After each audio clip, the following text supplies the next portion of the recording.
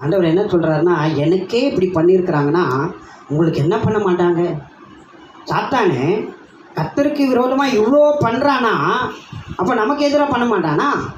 அப்போது நமக்கு எதிராக அவன் செயல்படும் போது அவனுடைய செயல்கள் எல்லாம் ஒன்றுமில்லாமல் போகணும், அவனுடைய ஆயுதங்கள் எல்லாம் வாய்க்காமல் போகணும்.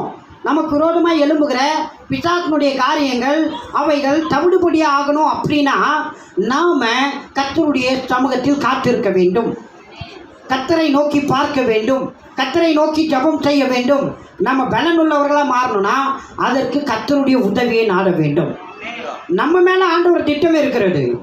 அந்த திட்டம் செயல்பட, அந்த திட்டம் நிறைவேறணும்னா நாமளும் என்ன பண்ணோம்? இயேசு கிறிஸ்துவை போல பிதாவை நோக்கி கூப்பிட வேண்டும்.